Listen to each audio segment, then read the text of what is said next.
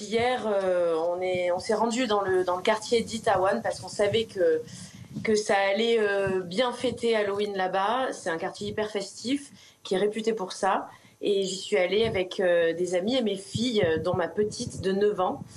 Et c'est vrai que dès qu'on est arrivé, en fait, je n'avais jamais vu ça. C'était dans le métro, rien que dans le métro. Pour sortir du métro, je pense qu'on a mis 40 minutes déjà pour sortir du métro. J'ai même compris que les Séouliens eux-mêmes étaient assez surpris de voir ça parce qu'eux-mêmes filmaient ce qui était en train de se passer. Mais ce que je disais justement à mes amis, c'est que c'est fou, en France, on verrait jamais ça parce que tout le monde était cool, tout le monde était calme, personne se bousculait. J'arrêtais pas de voir, enfin de me dire, mais mon Dieu, mais ça ne cesse de se remplir. Toutes les rues étaient pleines. Il y avait que la route où les voitures passaient et qui était embouteillée, où il n'y avait pas de gens qui marchaient, mais sur les trottoirs, c'est vrai que je me disais, mais c'est incroyable qu'il y ait autant de monde. J'avais jamais vu ça de ma vie. En redescendant pour reprendre le métro, on s'est retrouvés dans cette ruelle où c'est ensuite passé le drame. Et là, vraiment, on ne pouvait plus du tout avancer. Les gens ont continué d'affluer dans ce quartier, on continue d'arriver non-stop. Ça n'arrêtait pas d'arriver, ça n'arrêtait pas. La station de métro de laquelle on est sorti, on est passé plusieurs fois devant. À chaque fois, je voyais cette bouche de métro où les gens continuaient d'affluer, de monter et d'arriver. Et c'est vrai que plus ça allait, plus le quartier se remplissait. C'était impressionnant, mais tout le monde filmait. Hein. Donc, je veux dire, même les Séouliens eux-mêmes, je pense, n'avaient peut-être jamais vu ça. Est-ce qu'il y avait un dispositif particulier de policiers, d'ordre à ce moment-là? Est-ce que vous les voyez? Ils sont débordés, pas débordés? On se disait, mais c'est fou parce on n'avait pas vu de flics, à part des gens déguisés en flics, mais on n'avait pas vu de policiers.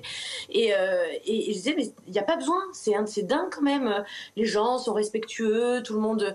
C'est vrai que, quand même, l'impression qu'on avait, c'est que ça ne paniquait pas du tout. C'est ça qui était fou. Donc vous êtes avec votre famille, vous dînez, vous décidez d'y aller, vous commencez donc à descendre cette petite rue. Et à quel moment est-ce que vous comprenez qu'il se passe quelque chose? C'est vraiment près de la bouche de métro, de la station de métro d'Itawan, et donc pas loin de cette ruelle, qu'à un moment donné, on s'est retrouvés engorgés. Et là, je me suis dit, ok, là vraiment, faut qu'on sorte. Par contre, parce que alors que j'avais jusqu'à présent pas senti du tout d'agacement, d'énervement ou de crainte, je sentais là que les gens commençaient à se pousser. Et en fait, j'ai l'image de ma fille, moi, de ma petite de 9 ans, qui... Et c'est là, en fait, où je dis, il faut qu'on se tire d'ici très, très vite. Elle pouvait pas garder sa tête comme ça. Elle était obligée de respirer sur le côté. Et elle était trop petite. Et là j'ai eu peur. Et c'est même elle qui... Moi, je disais, allez, faut sortir de là. On est vite partis. Et moi, j'avais qu'une obsession, c'était de rester sur la route et de descendre le plus possible.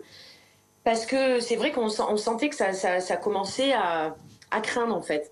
Et on est passé devant cette bouche de métro.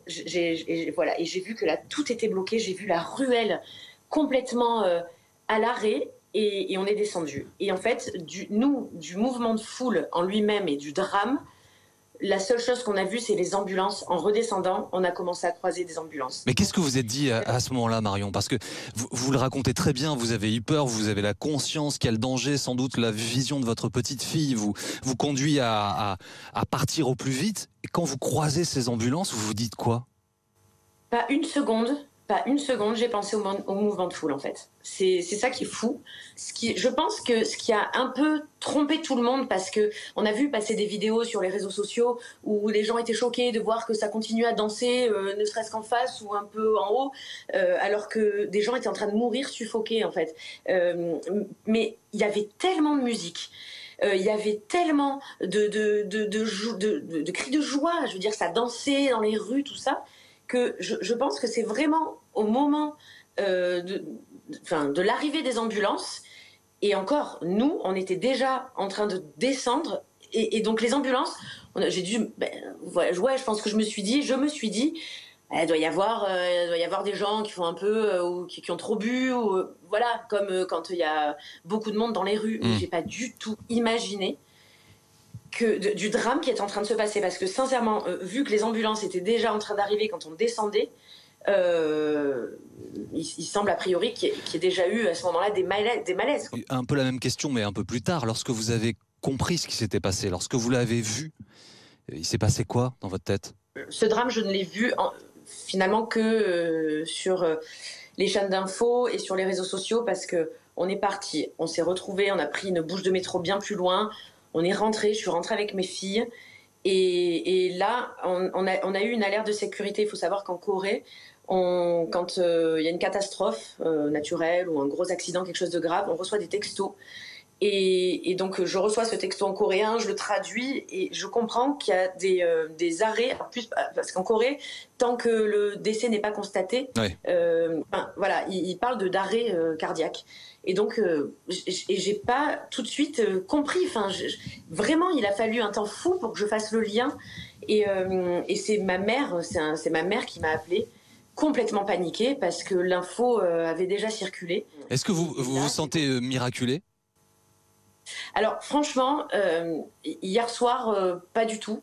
Mais ce matin, je me suis réveillée, j'ai réalisé en fait, j'en avais des frissons parce que j'ai refait tout le film, parce que je me suis dit si on avait quitté ces marches un peu plus tard, si on avait marché un peu plus haut, on serait certainement pas sorti de ce mouvement de foule en fait. Et j'en ai eu des frissons de peur parce que je suis ici seule avec mes deux enfants.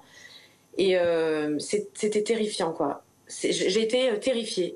Et je suis restée choquée, mais toute la journée. On a pensé à ça toute la journée. Une toute dernière question, Marion, parce que on imagine en plus de tout l'ambiance un peu surréaliste de gens déguisés dans un endroit où se passe un drame. Enfin, c'est compliqué à imaginer pour ceux qui n'étaient pas, mais est-ce que vous pouvez nous décrire un peu ça? En fait, moi, j'ai eu une image complètement folle ce matin. C'est que quand on était dans le métro, je l'ai cette image en plus, faudrait que je la retrouve, mais enfin je l'ai cette image. On était dans le métro, personne n'était déguisé encore puisqu'il était 20h, enfin il y en avait quelques-uns, mais il y avait globalement beaucoup plus de gens habillés normalement que déguisés. Et il y avait cette image d'un gars déguisé en mort, enfin c'était la mort, il avait la faucille de la mort. Et je disais c'est fou cette image, et quand on sait ce qui s'est passé après, mais je vous jure, j'ai des frissons qui me traversent le corps parce que je me dis, mais c'était tellement, c'était prémonitoire, c'est pas possible, quoi. Et de se dire que ça s'est terminé comme ça, c'est effrayant.